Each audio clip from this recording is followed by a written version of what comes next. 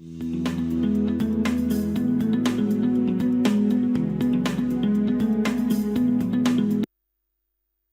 Assignment के अंत तक आप निम्नलिखित कार्यों में सक्षम हो जाएंगे।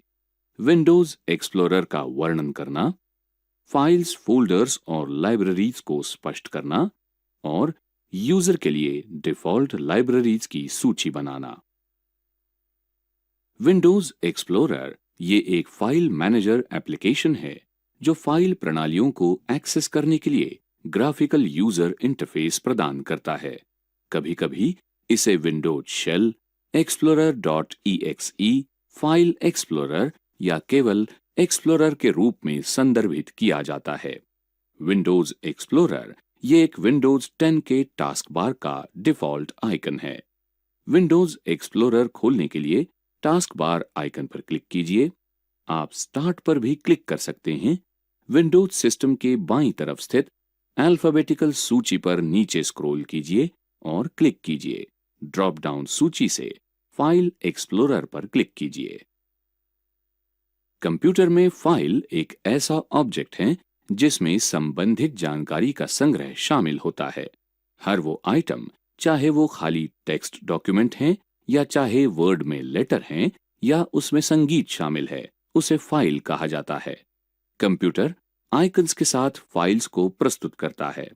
फाइल आइकन को देखकर आप बता सकते हैं कि वो किस प्रकार की फाइल है। कुछ आम फाइल आइकन्स यहां प्रदर्शित किए गए हैं। फाइल के नाम में दो भाग शामिल होते हैं, एक फाइल नाम और एक एक्सटेंशन। विभिन्न प्रकार की फाइल विभिन्न एक्सटेंशन के साथ संग्रहित की जाती है, जैसे कि माइक्रोसॉफ्ट वर्ड 2013 का उपयोग करके तैयार किया गया दस्तावेज .docx एक्सटेंशन के साथ संग्रहित किया जाता है, जबकि नोटपैड का उपयोग करके तैयार किया गया दस्तावेज .txt एक्सटेंशन के साथ संग्रहित किया जाता है।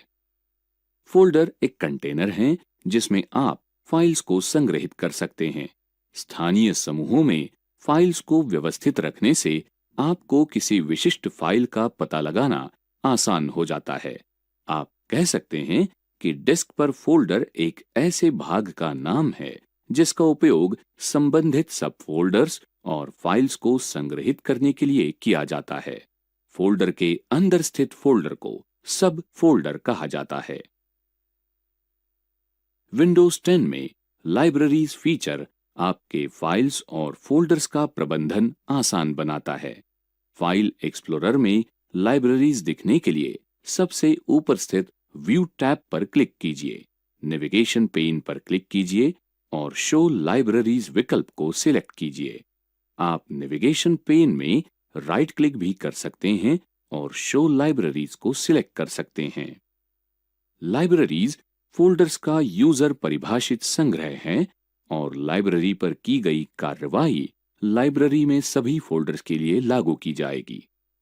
लाइब्रेरीज आपको एक्सेस दिलाती है और एक या अनेक फोल्डर्स से तुरंत आइटम्स की व्यवस्था करती हैं, वो भी उनके मूल स्थान से उन्हें हटाए बिना। लाइब्रेरीज खुद होकर आपकी फाइल्स या फोल्डर्स को संग्रहित नहीं करती। इसके बजाय वे आपकी हार्ड डिस्क या आपके कंप्यूटर से जोड़े गए एक्सटर्नल ड्राइव पर विभिन्न फोल्डर्स को पॉइंट करती है।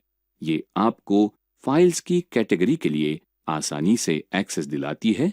इससे कोई फर्क नहीं पड़ता कि वे कहां संग्रहित की गई हैं।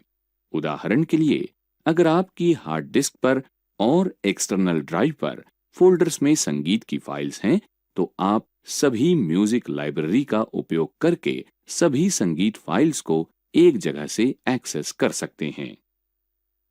विंडोज 10 में डिफॉल्ट रूप से नए यूजर के अकाउंट में विभिन्न फाइल प्रकारों के लिए 6 लाइब्रेरी शामिल हैं। उनके नाम इस प्रकार है: camera roll, save pictures, documents, music, pictures और वीडियोज। कैमरा रोल लाइब्रेरी का उपयोग कैमरा ऐप का उपयोग करके ली गई तस्वीरों को सेव करने के लिए कीजिए। सेव पिक्चर लाइब्रेरी का उपयोग अन्य ऐप्स के पिक्चर्स को सेव करने के लिए कीजिए। डॉक्यूमेंट लाइब्रेरी का उपयोग word processing documents spreadsheets, presentations और अन्य टेक्स्ट संबंधित फाइल्स का आयोजन और व्यवस्था करने के लिए कीजिए। पिक्चर लाइब्रेरी का उपयोग कैमरा, स्कैनर या अन्य लोगों से ईमेल के माध्यम से प्राप्त डिजिटल पिक्चर्स के आयोजन और उनकी व्यवस्था के लिए कीजिए। म्यूजिक लाइब्रेरी का उपयोग डिजिटल संगीत जैसे कि गाने जो आपने ऑडियो सीडी से कॉपी या रिप किए हैं या इंटरनेट से डाउनलोड किए हैं, उनके आयोजन और उनकी व्यवस्था के लिए कीजिए। वीडियो लाइब्रेरी का उपयोग वीडियोस जैसे कि डिजिटल कैमरा या कैमकॉर्डर से क्लिप्स या इंटरनेट से डाउनलोड की गई वीडियो फाइल्स के आयोजन और उनकी व्यवस्था के लिए कीजिए। आप इस असाइनमेंट के अंत में पहुंच गए हैं। आपने सीखा विंडोज एक्सप्लोरर, फाइल्स, फोल्डर्स और लाइब्रेरी और यूजर के लिए डिफॉल्ट लाइब्रेरीज।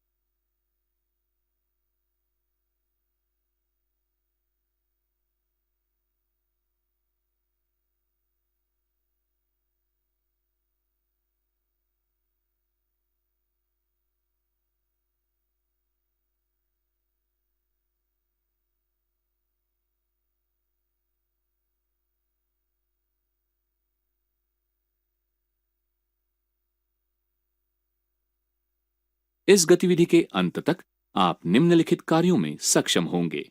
टास्क बार पर आइटम्स को पिन और अनपिन करना, स्टार्ट मेन्यू पर आइटम्स को पिन और अनपिन करना और जंप सूची पर आइटम्स को पिन और अनपिन करना।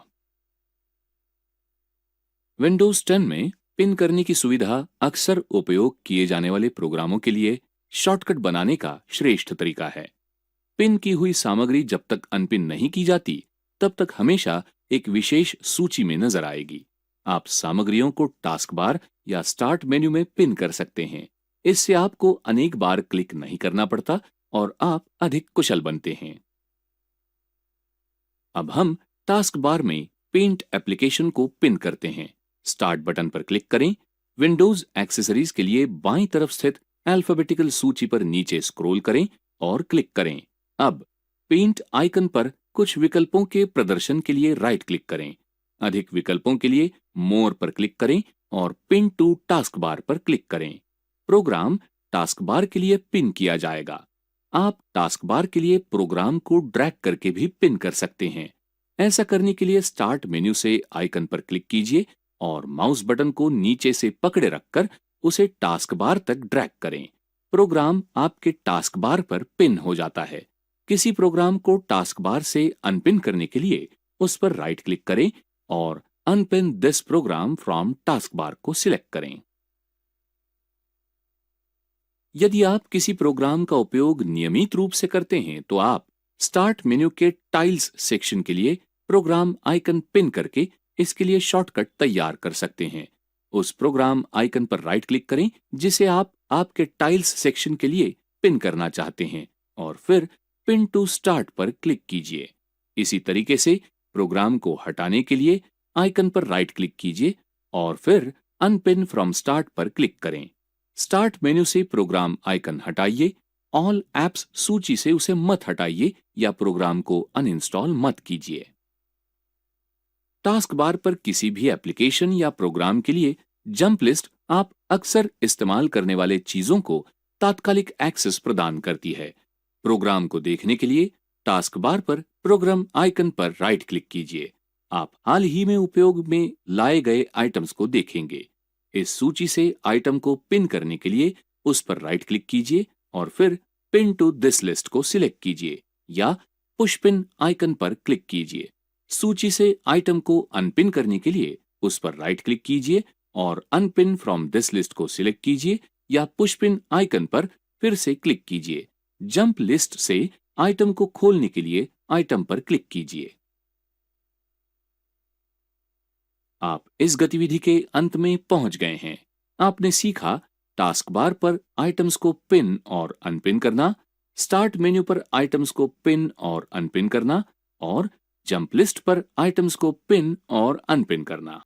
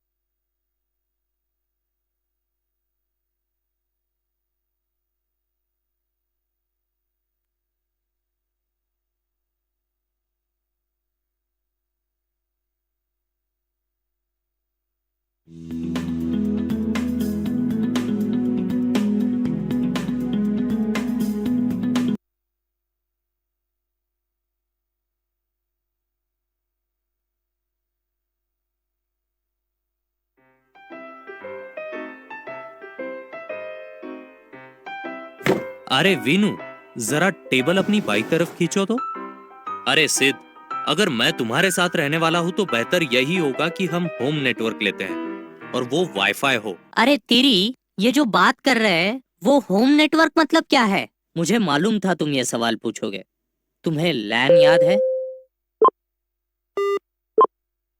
हाँ, लोकल एरिया नेटवर्क, जो दो या ज्यादा कंप्यूटरों को अन्य उपकरणों से जोड़ता है, जिससे उनमें डेटा हस्तांतरित हो सकता है।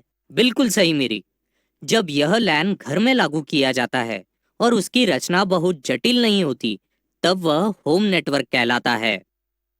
मतलब जब लैन घर में हो, उसे होम नेटवर्क कहते हैं, सही? हाँ हाँ, अभी ये ठीक दिख रहा है। चलो वाईफाई का राउटर ले आके उसे सेटअप करते हैं। वाईफाई? चलो ठीक है। वैसे भी तुमने मेरे लिए ही तो खरीदा है। फिर ये वाईफाई झमेला क्या है जिसकी वीनू बात कर रहा था? मेरी, तुम्हें याद है कि लैन जो विभिन्न वायरों और केबलों से जोड़ा जाता है? हाँ तो कई बार जो उनमें फंस चुका हूं मैं। बहुत अच्छे।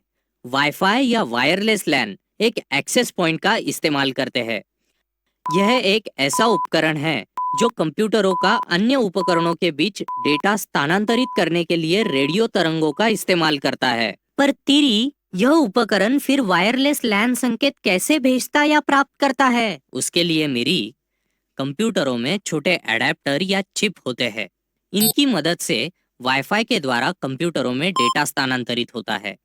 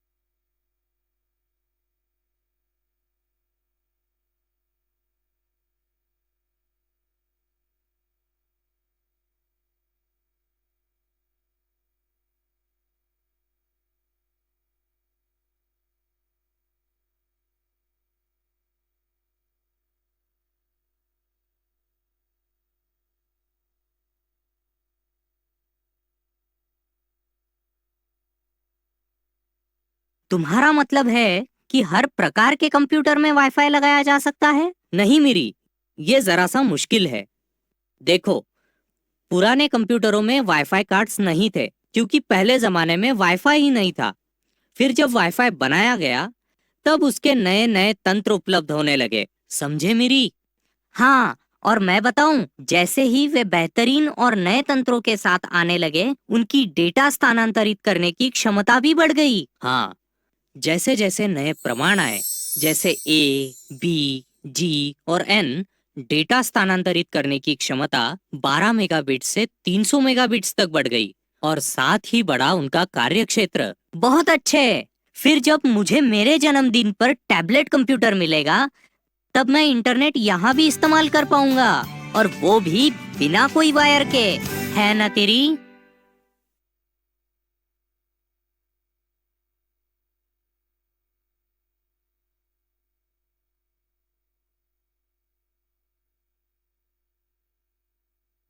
अरे तुमने तो कितने पुराने सिक्के जमा किए यार विनू। अरे ये तो देखो 1947 का सिक्का है। अरे वाह, दिखाओ तो।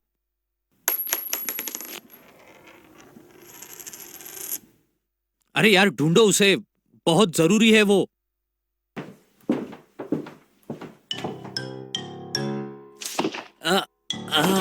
कहाँ गया यार? हाँ, मिल गया। हाँ, ये एक दुर्लभ सिक्का है। अब मुझे एक अच्छी सी कॉफी चाहिए। और हाँ, सिक्कों का संग्रह बड़ा ही दिलचस्प है तुम्हारा। रुको मेरी, सॉकेट से केबल अलग करके मैं तुम्हें इस झमेले से निकालता हूँ।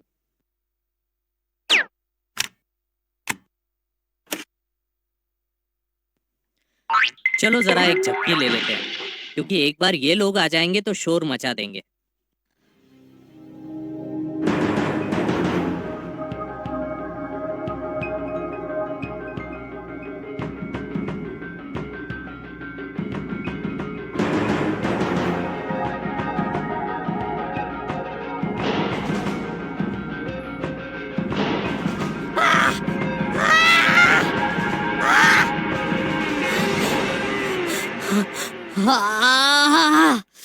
मिरी, मिरी उठो तो। तुमने कोई डरावना सपना देखा है? और ऐसे किससे डरकर भाग रहे थे तुम? सांप, वे बड़े ही भयानक थे, और वे ठीक उन्हीं केबलों की तरह दिख रहे थे जिनमें मैं अटक गया था। अच्छा, मतलब तुम्हारा केबलों का डर पहले निकालना होगा। आओ मेरे साथ। ये देखो, यही थी वो केबल जो मुझे जकड़कर मारने की कोशिश कर रही थी। मिरी, उसे ट्विस्टेड पेयर केबल कहते हैं। वे सिंगल पेयर ट्विस्टेड केबल होती है या फिर 6 पेयर ट्विस्टेड केबल भी होती है, और उनका इस्तेमाल टेलीफोन या इथरनेट के लिए होता है। फिर ये क्या है? ये तो इससे भी डरावना दिखता है। उसे कोएक्सियल केबल कहते हैं। ट्विस्टेड पेयर केबल के विभिन्न पतले लड़ों की जगह इनमें मोटी सी कॉपर की वायर आती है। इसकी क्षमता ट्विस्टेड केबल की क्षमता से 80 गुना ज्यादा होती है, और इस प्रकार की केबल टेलीविजन सिग्नल के लिए भी इस्तेमाल की जाती है। अरे ये तो कितनी सुंदर है, देखो इसमें से रोशनी बाहर आ रही है। वो फाइबर ऑप्टिक केबल है मेरी। ये कांच की ट्यूबों के माध्यम से रोशनी की नाड़ी का इस्तेमाल करके डेटा स्थानांतरित करती है। इनमें ट्विस्टेड पेयर केबल के 26,000 गुना ज्यादा डेटा स्थानांतरित करने की क्षमता होती है। अच्छा, आशा है कि वैसे बुरे सपने मैं फिर कभी न देखूं। बेहतर यही होगा कि तुम ऐसी चीजों से डरना बंद करो। पर अच्छे से याद रखो तेरी, सुबह 3 अलग अलग केबल मिलके भी मुझ पर कब्जा नहीं कर पाई। हूं ना मैं मजबूत?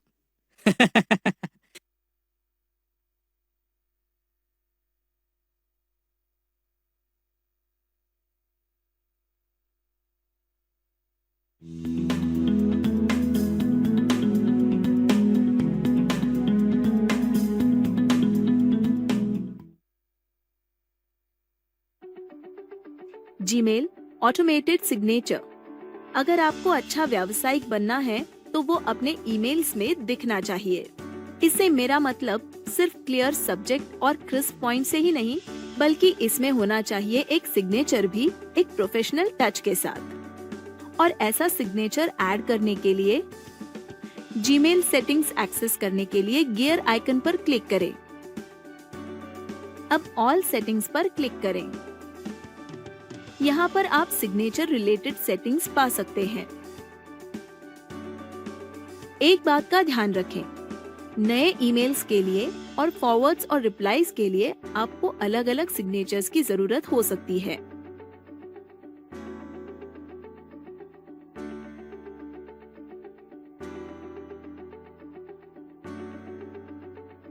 पर जो भी हो, इन चीजों को हमेशा याद रखें। पहली बात, सिग्नेचर सिर्फ 2 से 3 लाइनों तक सीमित होना चाहिए, जिसमें आपका नाम, टाइटल, कंपनी का नाम और फोन नंबर होना चाहिए। दूसरी बात, आपका ईमेल आईडी होना जरूरी नहीं है, क्योंकि आप उसी ईमेल आईडी से मेल कर रहे हैं। और तीसरी बात, याद रखें उसमें कोई इंस्पिरेशनल कोट्स ना हो। रिप्लाईज के सिग्नेचर में आप नंबर, टाइटल और कंपनी नेम इंक्लूड ना करें, क्योंकि सामने वाले व्यक्ति को ये सारे डिटेल्स पहले से ही पता हो सकते हैं। मैं आशा करती हूँ कि आप अपने ईमेल्स और भी प्रोफेशनल तरीके से भेज सकते हैं।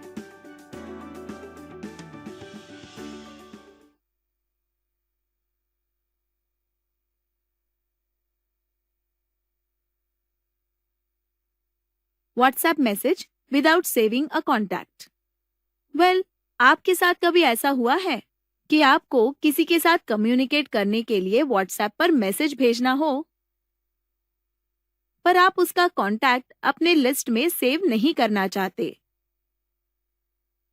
पर ऐसा कोई ऑप्शन न मिल पाने की वजह से आप उसका नंबर सेव कर लेते हैं। चिंता की कोई बात नहीं, इसके लिए मेरे पास एक तरकीब है। ब्राउजर में जाकर टाइप करें https://wa.me/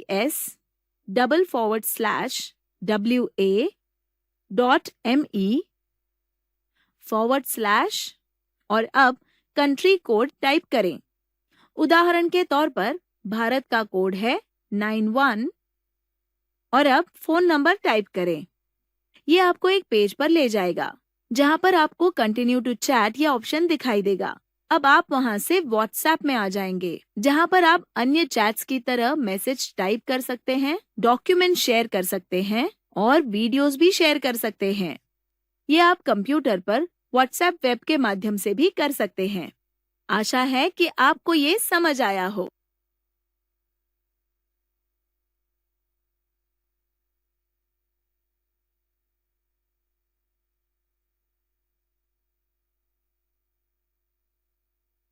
व्हाट्सएप फॉन्ट फॉर्मेटिंग।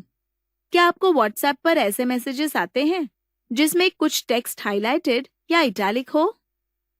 और क्या आपको भी ऐसा लगता है कि आपके मैसेजेस ऐसे हो? अगर ऐसा है तो आज हम उसी बारे में जानकारी लेंगे। उदाहरण के तौर पर, ये जो मैसेज मैं लिख रही हूँ ये महत्वपूर्ण है। उसे हाईलाइट करने के लिए मैं उसे बोल्ड करना चाहती हूँ। उसके लिए मैं टेक्स्ट की शुरुआत में और आखिर में स्टार टाइप करूंगी। अब please read the instructions carefully. ये टेक्स्ट मुझे इटैलिक में लिखना है। उसके लिए टेक्स्ट की शुरुआत में और आखिर में अंडरस्कोर टाइप करें। अब मैसेज पूरा करें और सेंड करें। तो अब आवश्यकतानुसार फॉन्ट फॉर्मेटिंग हो गया है ना बिल्कुल आसान?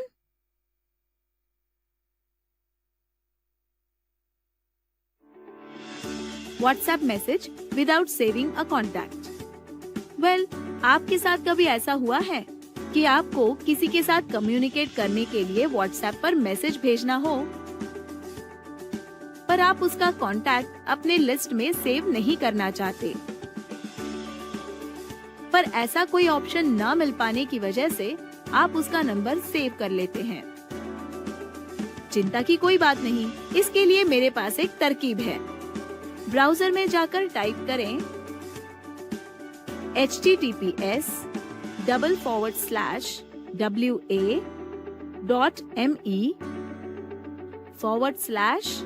और अब कंट्री कोड टाइप करें। उदाहरण के तौर पर भारत का कोड है 91 और अब फोन नंबर टाइप करें। ये आपको एक पेज पर ले जाएगा, जहां पर आपको कंटिन्यू टू चैट या ऑप्शन दिखाई देगा। अब आप वहां से व्हाट्सएप में आ जाएंगे, जहां पर आप अन्य चैट्स की तरह मैसेज टाइप कर सकते हैं, डॉक्यूमेंट शेयर कर सकते हैं और वीडियोस भी शेयर कर सकते हैं। ये आप कंप्यूटर पर व्हाट्सएप वेब के माध्यम से भी कर सकते हैं। आशा है कि आपको ये समझ आया हो। WhatsApp mark to answer later. WhatsApp का इस्तेमाल करते समय आसानी के साथ कुछ कठिनाइयां भी आती हैं। जैसे कि कभी कभार जब हमें कोई मैसेज आता है, तब शायद हम किसी काम में उलझे हुए हों और रिप्लाई करने के लिए हमें कुछ शांति की जरूरत हो। इस वजह से हम वो मैसेज पढ़ते हैं और ऐसे ही छोड़ देते हैं। और कई बार ऐसा होता है कि हम उस मैसेज को रिप्लाई करना भूल ही जाते हैं, पर ये एक आम बात है और इस वजह से आपके बारे में गलतफहमी और गलत इंप्रेशन भी हो सकता है। क्या कभी आपके साथ ऐसा हुआ है? अगर ऐसा हुआ भी है तो ये आखिरी बार होगा। आप उस मैसेज को बाद में रिप्लाई करने के लिए मार्क कर सकते हैं। उसके लिए चैट सिलेक्ट करें, मेन्यू पर टैप करें और मार्क एज अनरीड पर टैप करें। आपको वहां एक राउंड मार्क दिखेगा। इसका मतलब ये मैसेज अनरेड है। व्हाट्सएप वेब में भी आप मैसेजेस मार्क कर सकते हैं। उसके लिए चैट पर जाएं, ड्रॉप डाउन पर क्लिक करके mark as unread option select करें। जब आप फ्री होंगे, मैसेज को रिप्लाई करने के लिए रेडी होंगे, तब आप चैट पर जाकर बिना भूले उसे रिप्लाई कर सकते हैं। इस प्रकार जिम्मेदारी से आप व्हाट्सएप यूज कर सकते हैं। इसकी प्रैक्टिस जरूर करें। बाय।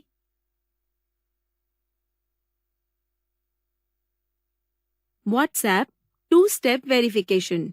रोशन का स्मार्टफोन चोरी हो गया। नुकसान होने के बावजूद उसे उसके डेटा की बिल्कुल भी चिंता नहीं थी, क्योंकि उसने उसे हैंडसेट लॉकिंग द्वारा प्रोटेक्ट किया था। साथ ही उसने पुलिस में कंप्लेंट भी दर्ज करवाई थी। उसके दोस्तों ने उसे व्हाट्सएप और सिम कार्ड के बारे में पूछा था, लेकिन रोशन ने व्हाट्सएप में 2 स्टेप वेरिफिकेशन किया था।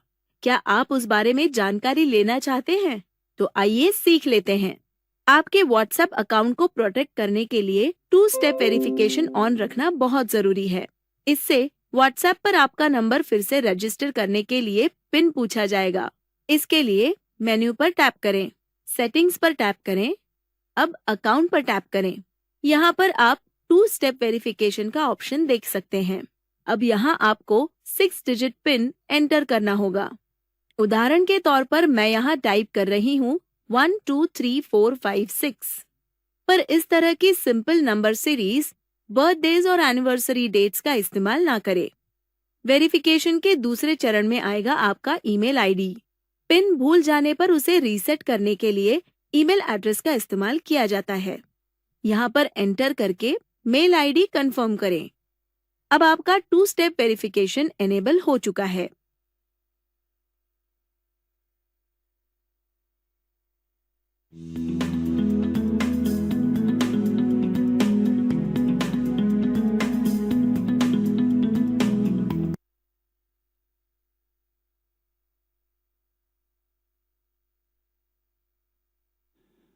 सही ढंग से टाइपिंग शुरू करने के लिए आपके लिए ये जानना महत्वपूर्ण है कि जिस समय आपकी उंगलियां टाइप नहीं कर रही होती, उस समय उन्हें कहां स्थित होना चाहिए। आपके 2 हाथ जिस क्षेत्र तक पहुंच सकते हैं, उसे अधिकतम बनाने के लिए उन्हें कीबोर्ड के केंद्र में स्थित रखना चाहिए। आपकी बाईं उंगलियां A, S, D और F पर स्थित होनी चाहिए और आपकी दाहिनी उंगलियां J, K, L और सेमीकोलन पर स्थित होनी चाहिए।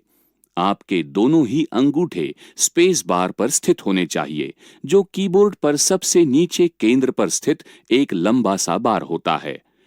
8 बटनों के इस सेट को होम रो कहते हैं।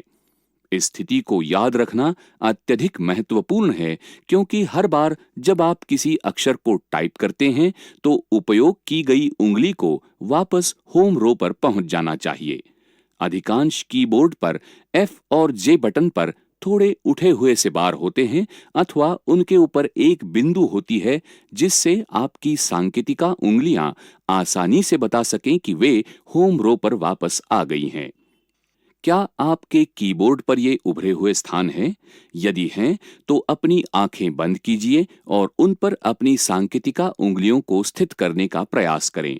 फिर अन्य 6 उंगलियों को भी उनकी होम रो की स्थिति पर रखने का प्रयास करें।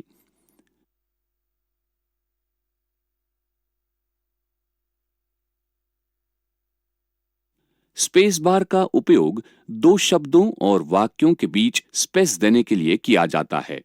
अपने अंगूठों को इस पर रखकर आप जिस भी हाथ से अंतिम अक्षर को टाइप करें, उसके विपरीत हाथ के अंगूठे से इसे दबाएं। कुछ लोग हर बार स्पेस बार को एक ही अंगूठे से दबाना पसंद करते हैं, जो ठीक है।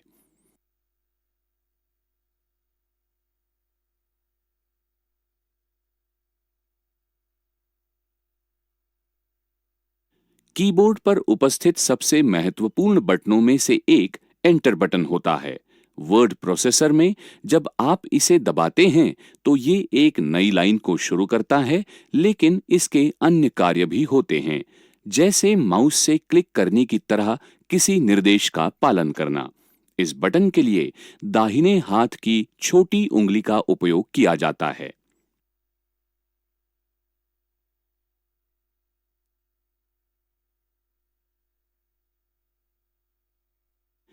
तो होम रो के प्रत्येक 8 बटनों के लिए एक अलग उंगली का उपयोग किया जाता है।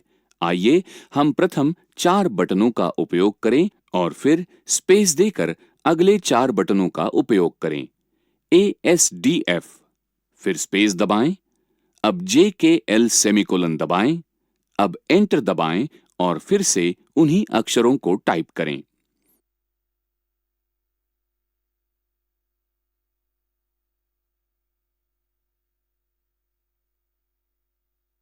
स्पीड और परिशुद्धता की चिंता न करें, आराम से रहें। हालांकि हमेशा सही उंगली की स्ट्रोक पैटर्न का उपयोग करें। एक बार आपकी उंगलियां सही ढंग से प्रशिक्षित हो जाती है, तो अभ्यास के साथ स्पीड और परिशुद्धता स्वाभाविक रूप से विकसित हो जाएगी। बात न करें, टाइपिंग के लिए एकाग्रता की आवश्यकता होती है। बातचीत से सीखने की प्रक्रिया में बाधा उत्पन्न होती है।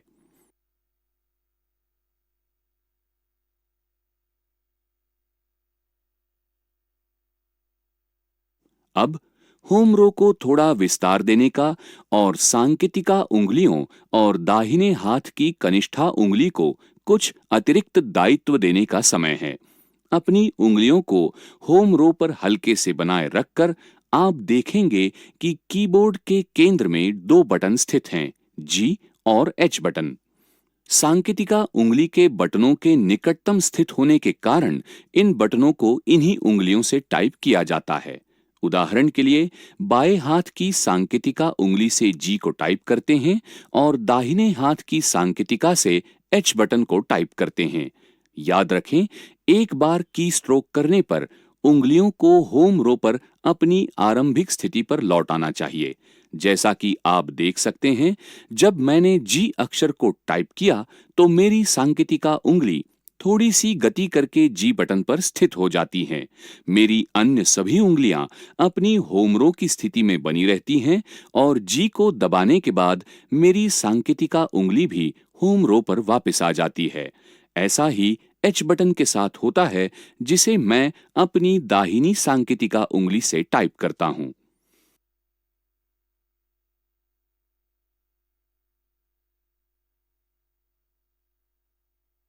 दाहिने हाथ की छोटी उंगली को उसके होम रो की स्थिति से थोड़ा सा दाहिने ले जाकर एपोस्ट्रोफी बटन को दबाएं।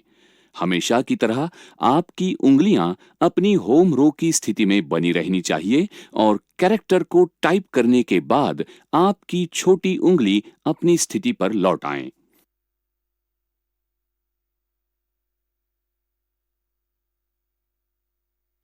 क्या आपके पास अतिरिक्त 15 मिनट हैं? फिर आप कुछ अभ्यास पूरे कर सकते हैं। अधिक महसूस नहीं होगा, लेकिन ऐसा करने से आपकी टाइपिंग संबंधी कुशलता में और अधिक विकास होने में सहायता मिल सकती है। प्रत्येक अभ्यास के बाद सोचिए कि आपने किस क्षेत्र में निपुणता अर्जित की है। यदि आप किसी अभ्यास से संतुष्ट नहीं हैं, तो उस अभ्यास को दोबारा करें।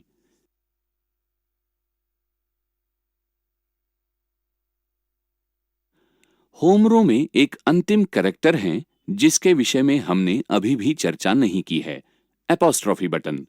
ये होम रो पर सेमीकोलन बटन के ठीक दाहिनी ओर स्थित होता है। ये अत्यधिक महत्वपूर्ण बटन होता है क्योंकि इसका अत्यधिक उपयोग होता है। ये लगभग हमेशा ही किसी शब्द के बीच में आता है, जैसे यू आर, दे आर अथवा कांट, और साथ ही स्वामित्व प्रदर्शित करने वाले अनेक अन्य शब्दों में उपयोग होते हैं, जैसे आर्यन्स बुक और जूलियाज ड्रेस। एपॉस्ट्रोफी को दाहिने हाथ की छोटी उंगली से टाइप किया जाता है।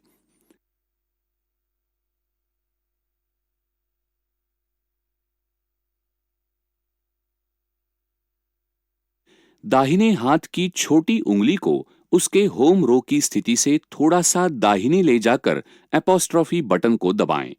हमेशा की तरह आपकी उंगलियां अपनी होम रो की स्थिति में बनी रहनी चाहिए और कैरेक्टर को टाइप करने के बाद आपकी छोटी उंगली अपनी स्थिति पर लौट आए।